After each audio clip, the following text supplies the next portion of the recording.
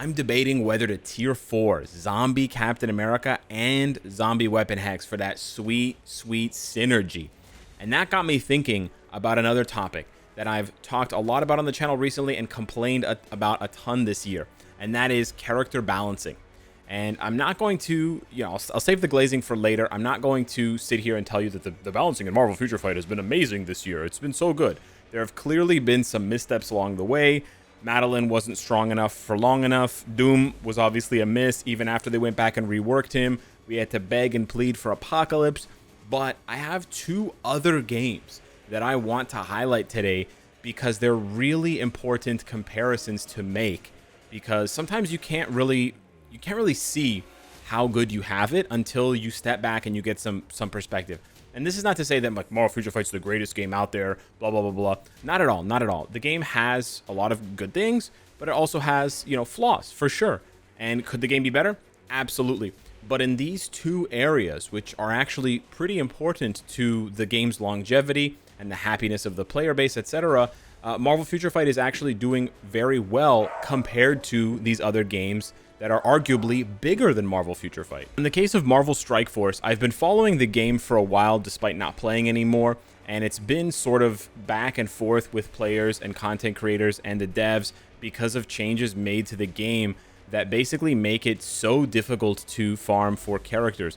And so you see a lot of discontent on the Reddit despite the game having presumably a much larger player base than Marvel Future Fight. All I see here is unhappy gamers. Returning player need help. These abilities suck. Questions about, should I keep playing? All this kind of stuff.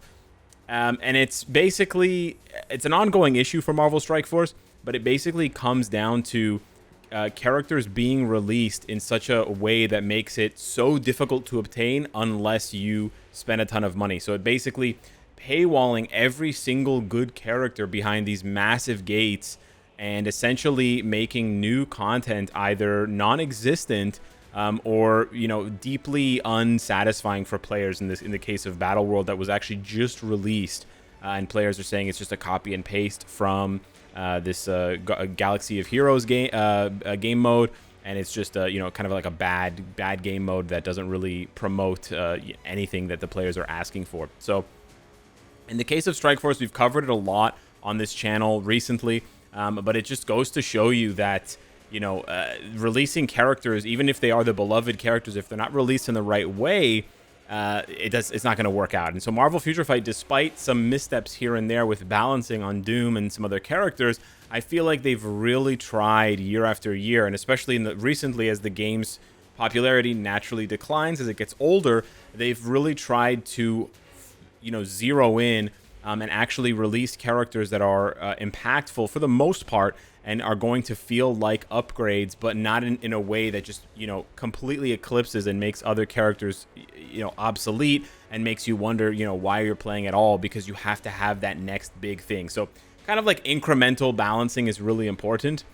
In the second example here, which is 7 Deadly Sins Grand Cross, the Reddit looks a lot different. It's very, very active, even though the size of it is probably similar to Marvel Future Fight. But although it's active, what you actually don't see behind the scenes is from the content creator side of things. And unlike Strike Force, Grand Cross actually has a really vibrant content creator scene. And their biggest creator, Nag, actually has quit making, or at least for now, has quit making content for Grand Cross. And this is a really big deal because obviously you have to be deeply unhappy with a game you've covered for years to just hang it up. Now, he's very successful. He has other channels. He does other games. So he's not hurting, right? He's not like in a corner where he has to make that kind of content. And we've seen other content creators for other big games walk away before, like Seaton, etc. But the issue here is not that, he got a job offer or he's, moving around or like life issues. He's basically just fed up with the game. And in this case, he's fed up with the game not because characters are paywall, not because of the game modes being lame necessarily, but primarily because the focus is no longer on the characters that built the game. I'll sort of summarize things for you because I've been following his channel for a while and following his feedback on the game. Essentially with Grand Cross, they have Obviously, the 7 Deadly Sin characters, Meliodas, Escanor, Merlin, the characters you all know. And then they have a bunch of collabs, like they did Attack on Titan collabs, Slime collabs, etc. But then they also have OC characters, original characters, just like Marvel Future Fight. So in that case, it's very, very similar to Marvel Future Fight, where we have Sharon Rogers, we have Luna Snow, Crescent, right? We have OCs, right? We have the Warriors of the Sky. But here's the difference. Here's the difference. And this is the craziest thing that you can see, because they're both Netmarble games, but you can see a clear decision by the devs on both teams and how those divergent paths have worked out or not for each game, respectively. Marvel Future Fight went heavy into the OCs back in 2019, 2020, right? The Warriors of the Sky were the first characters to get Awakening, blah, blah, blah, right? All this stuff. Sharon Rogers, multiple uniforms, multiple this and that. Luna Snow, multiple this and that. And don't get me wrong, Luna still gets, you know, Luna got a paywall uniform not that long ago. Like, they still do dabble with the OCs, but not nearly as much as before, right? We didn't even get a tier 4 for 2 of the members of the Warriors of the Sky, and Crescent hasn't gotten a uniform since like 2019.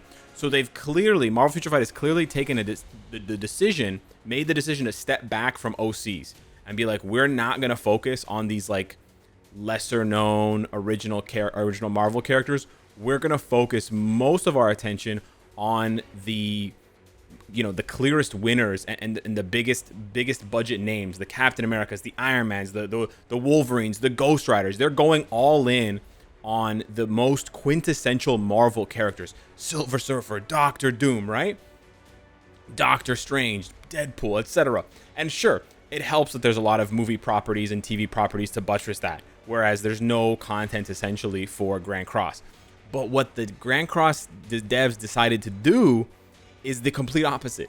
They basically released most of the strongest characters recently as either collab characters or OC characters. So as Nag says in his videos, you're playing Grand Cross, you're playing 7 Deadly Sins Grand Cross, but you might as well just be playing something Grand Cross, because there's no 7 Deadly Sins anymore. Like, it's a bit of an exaggeration, obviously, but from what I know, I don't play the game personally, but from what I hear from him saying and other people saying, there's just way too much of a focus, and way too much of the meta is crowded by non-7 Deadly Sins characters, non-Sins characters. And that's a huge drain. That's a huge drain on the player base, and it honestly frustrates players a lot more than we might think. And obviously, Marvel Future Fight could take that route at any point. They could start focusing on like lesser known Marvel characters, more boring characters. They could start focusing again on OCs.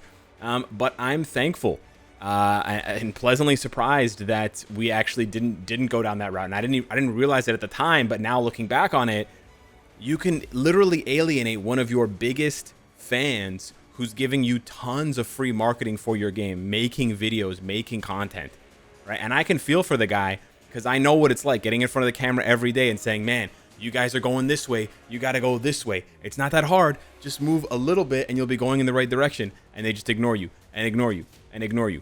But there's a big difference, I guess, between ignoring the players to make a character stronger, make another character a little bit stronger here and there, tweak this and this and that, versus your entire creative direction is on characters that nobody gives a shit about. And don't get me wrong, Marvel Future Fight certainly has its share of that. There's probably people, myself included, sitting here going like, who the hell is going to tier 4 Wong? For sure. Who the hell is going to tier 4 X23? There are absolutely some duds. They're not quite OC duds. Like, thank God we're not getting tier 4 Sunbird or tier 4 White Tiger or whatever, War Tiger. That shit would be absolute bedge. But in between those are classics. You get the Fantastic Four. You get Iron Man getting a rework.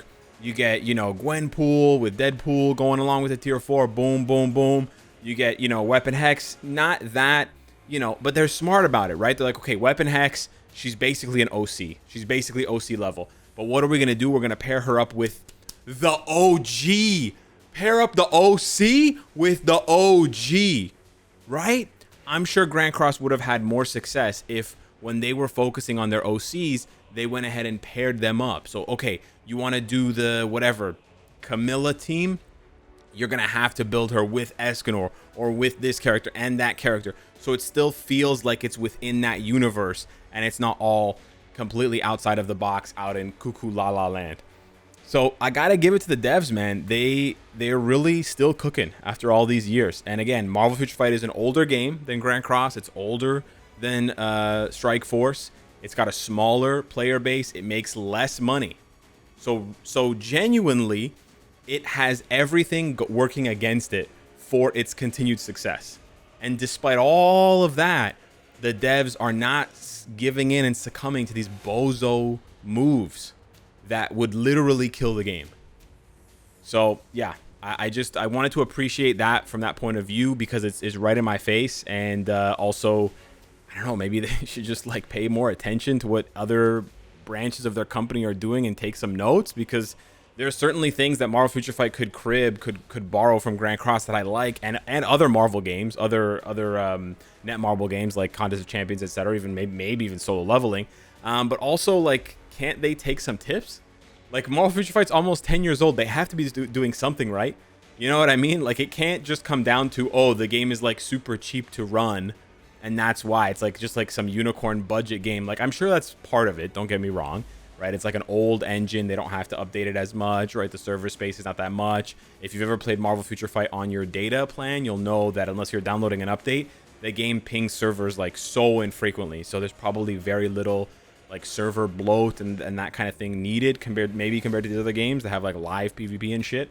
But still, man, they still have to be doing something right to keep people like me entertained, other content creators, for this long, and to keep the player base happy for this long with this many chances to make mistakes.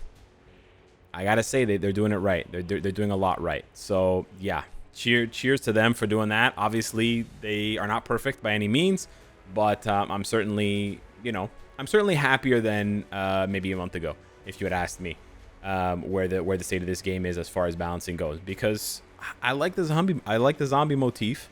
I think they went in the right direction.